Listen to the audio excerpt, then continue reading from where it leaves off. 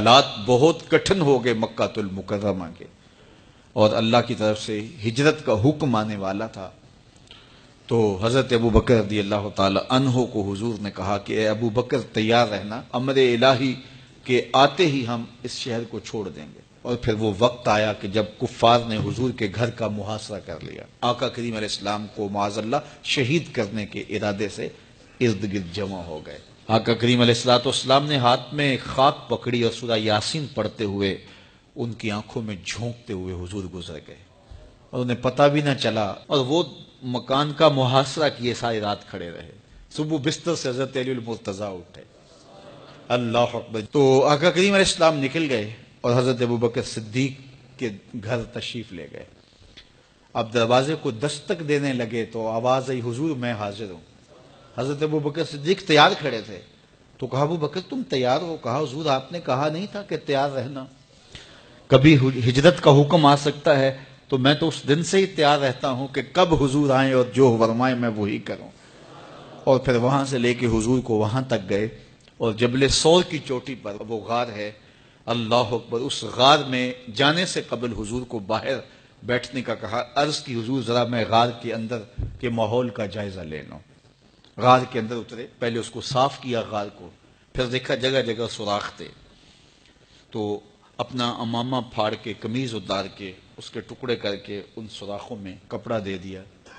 2 سوراخ ایک روایت کے مطابق، اور ایک روایت کے مطابق 1 سوراخ بچ گیا، اس میں اپنی ایڑی رکھ دی، اور پھر آواز دی جان عالم اندر تشریف لائیے۔ تو آقا کریم علیہ السلام غار میں چلے گئے، تو سیدنا صدیق اکبر رضی اللہ تعالی عنہ نے اپنی گود میں آپ کا سر رکھا اور حضور لیٹ گئے۔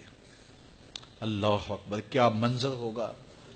صدیق اکبر نے حضور کو دیکھا اور جی بھر کے دیکھا، اور ایسا دیکھا کہ کوئی اور شریک بھی نہیں تھا۔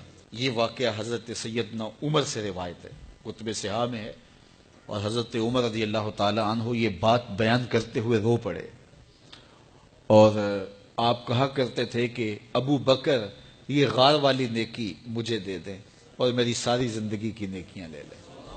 اللہ اکبر۔ تو حضور علیہ السلام حضرت ابو بکر صدیق کی آغوش میں ہیں۔ اب ہوا کیا کہ سانپ نے جب ہر راستہ مسدود پایا تو خیر وہ اس راستے پہ پہنچا جہاں انسانی گوشت نظر آیا، تو سانپ نے پھر ڈنگ لگایا۔ سانپ کا ڈنگ اچانک، تو انسان تو کپ کپا کے رہ جاتا ہے، اچانک تو چیونٹی کاٹ جائے تو انسان کپ کپا کے رہ جاتا ہے، چھپکلی گر جائے اچانک تو بندہ اپنے وجود کو جو ہے وہ متوازن نہیں رکھ پاتا، تو نیچے سے سانپ اور وہ ڈنگ لگا رہا ہے۔ لیکن لفظ سنیے، یہ حضرت عمر کی روایت ہے کہ حضرت سیدنا صدیق اکبر نے اپنی ٹانگ کو جنبش نہیں آنے دی، مخافت ان یتنبہ رسول اللہ، اس ڈر سے کہ کہیں حضور بیدار نہ ہو جائے۔ ساری توجہ ادھر رہی، بے اختیار آنکھوں سے آنسو ڈھلک پڑے، درد کی شدت اتنی تھی، اور آنسو گرے تو حضور کے رخسار پہ۔ آقا کریم بیدار ہو گئے۔ بیدار ہوتے ہی میرے حضور نے کہا، مالک یا ابا بکر، ابو بکر کیا ہوا؟ تو یہ ہوتی ہے ہنگامی صورتحال۔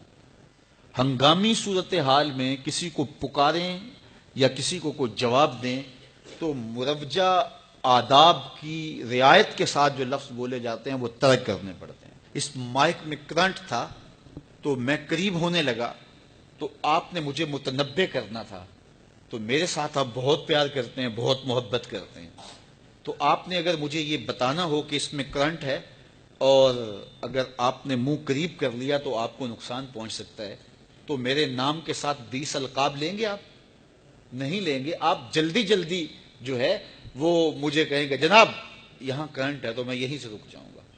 یہ تو ہے کہ آپ میرے لیے کر رہے ہیں، اور اپنے لیے کسی کو پکاریں تو پھر بھی یہی بات ہے۔ اللہ اکبر۔ اب حضور نے جب کہا نا مالک یا ابا بکر، ابو بکر کیا ہوا، تو اب ہنگامی صورتحال تھی نا، تو فوراً کہتے لدغت، ڈسا گیا، مجھے سانپ نے ڈس لیا، فوراً یہ کہتے نا۔ لیکن حضرت ابو بکر تیری محبت پہ قربان، کائنات میں آپ نے ایسا عاشق نہیں دیکھا ہوگا، سانپ ڈنگ پہ ڈنگ لگا رہا ہے اور ٹانگ شل ہو گئی ہے، زہر سرایت کر گیا ہے۔ حضرت ابو بکر نے جواب دیا، لدغت فداکا امی و ابی یا رسول اللہ، حضور میری ماں بھی آپ کے قدموں پہ قربان، میرا باپ بھی آپ کی راہوں پہ نچھاور، مجھے سانپ نے ڈس لیا ہے۔